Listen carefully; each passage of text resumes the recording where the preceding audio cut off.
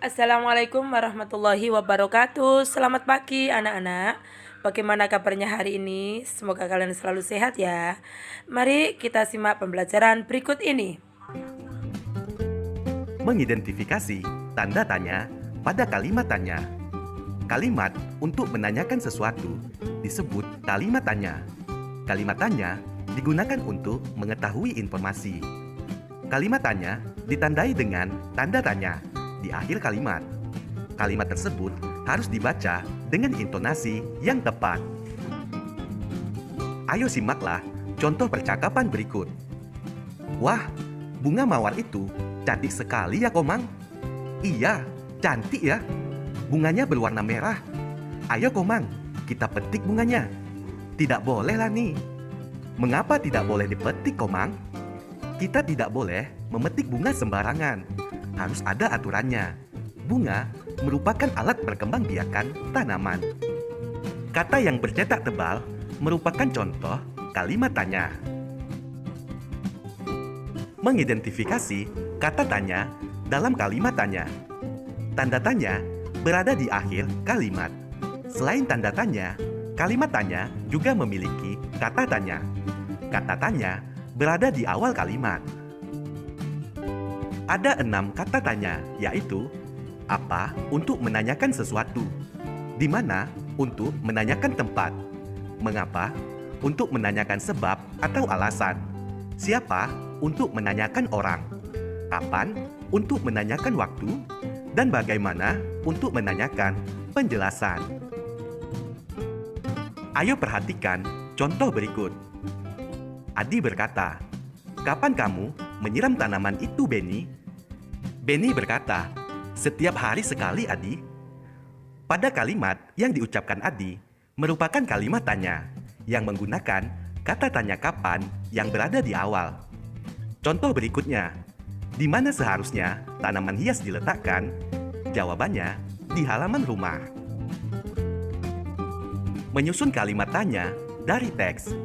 Dalam membuat kalimat tanya, kamu perlu menggunakan kata tanya dan tanda tanya. Misalnya, untuk mengetahui informasi suatu benda, kamu dapat bertanya menggunakan kata tanya apa. Kalimat tanya juga diakhiri oleh tanda tanya di akhir kalimat. Kalimat tanya dapat dibuat berdasarkan teks. Ayo simaklah teks berikut. Benny gemar menanam berbagai tanaman. Kemarin, Benny baru saja menanam biji mangga. Benny menanamnya di halaman rumah. Tidak lupa, Benny memberinya pupuk. Kalimat pertama berbunyi, Benny gemar menanam tanaman. Ada satu kata dalam kalimat tersebut yang bisa dijadikan jawaban, yaitu Benny. Pertanyaannya, siapa yang gemar menanam tanaman? Benny adalah nama orang. Jadi, kata tanya yang tepat adalah siapa.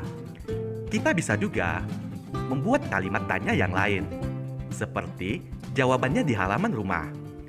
Contoh kalimat tanyanya, di mana Benny menanam biji mangga?